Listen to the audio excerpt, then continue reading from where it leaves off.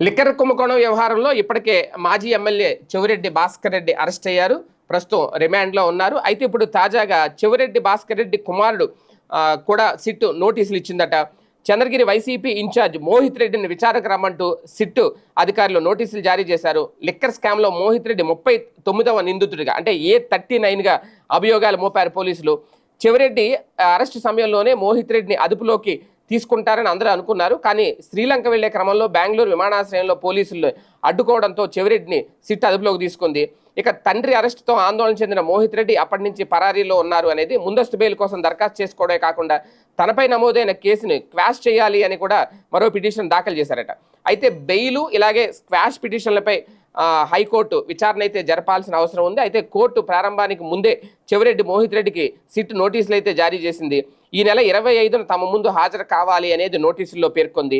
అయితే ప్రస్తుతం మోహిత్ రెడ్డి ఎక్కడున్నారు అనేది ఎవరికి తెలియదు. కాకపోతే విచారణకు వెళ్తారా లేదా అనేదే ఇక్కడ చర్చ. గత ఎన్నికల్లో చంద్రగిరి నుంచి వైసీపీ ఎమ్మెల్యే అభ్యర్థిగా మోహిత్ రెడ్డి పోటీ చేశారు. ఈ సమయంలో లిక్కర్ డబ్బులు ఆయనకు అందాయి అనేది ప్రధానంగా సిట్ అధికారులు చేస్తున్న ఆరోపణ. లిక్కర్ కేసులో A1గా ఉన్న కసిరెడ్డి రాజశేఖర రెడ్డి నుంచి వివిధ మార్గాల ద్వారా చెవిరెడ్డికి ముడుపులు చేరాయి అనేది దాదాపుగా 250 కోట్ల రూపాయలు తీసుకున్నారు చెవిరెడ్డి. ఆ 250 కోట్ల రూపాయలు కూడా 5 జిల్లాల్లో వైసీపీ అభ్యర్థులకు వాటిని పంచిపెట్టారు అనేది. ఈ డబ్బు అక్రమ తరలింపులో చెవిరెడ్డి కుమారుడు మోహిత్ రెడ్డి కూడా ఉన్నట్లు సిట్ ప్రధానంగా చేస్తున్న ఆరోపణ. చెవిరెడ్డి ఆయన కుమారుడు పాత్ర నిర్ధారించేందుకు గత కొద్ది రోజులుగా గూగుల్ లొకేషన్ కూడా పోలీసులు సేకరించారట. మొత్తానికి నోటీసులు అయితే ఇచ్చారు. ఇప్పటికే సిట్ అదుపులో అంటే రిమాండ్లో చెవిరెడ్డి భాస్కర్ రెడ్డి ఉన్నారు.